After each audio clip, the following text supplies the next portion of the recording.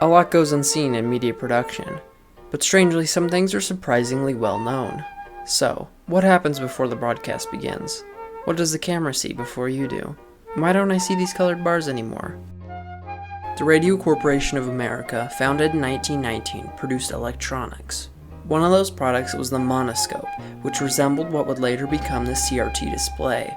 These screens would array a single still video image, which the broadcast could switch to from a live video feed.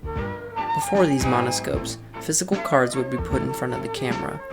It was common to see a station logo and text that read, "Please stand by," or "Normal service will be resumed." But test patterns weren't generally covered in corporate trademarks and unnecessary text. They were more geometric, and RCA had the most iconic one. This test pattern was universal. Even when not completed with a Native American head, it was still a very recognizable design. And that was it.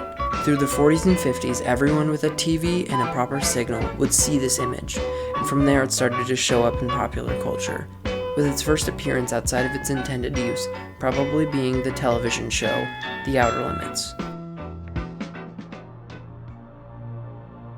The Native American test pattern would show up in anything paying homage to early television history, like in Weird Al Yankovic's UHF movie posters and on the Radiation King television sets in the Fallout video game series.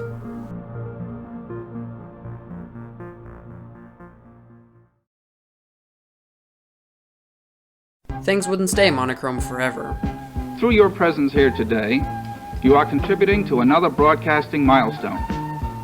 The cameras you see before you are color cameras. They are now transmitting a black and white picture.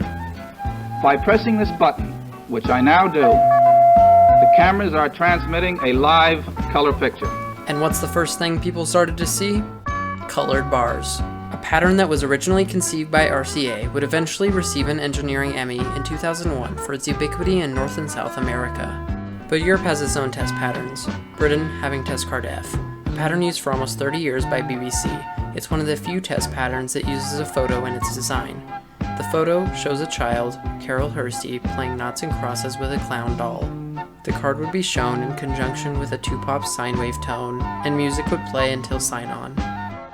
Also notable is the Philips test card, or the PM5544, a test card used by the phase alternating line. It could be seen in Europe, Africa, Asia, Oceania, and some parts of South America. Since it was introduced in the 90s, it wouldn't have as much of a long-lasting impact as RCA or BBC's test cards. Only problem is, by the early 2000s, most if not all channels had 24-hour programming. With a surplus of content, test patterns quickly became irrelevant.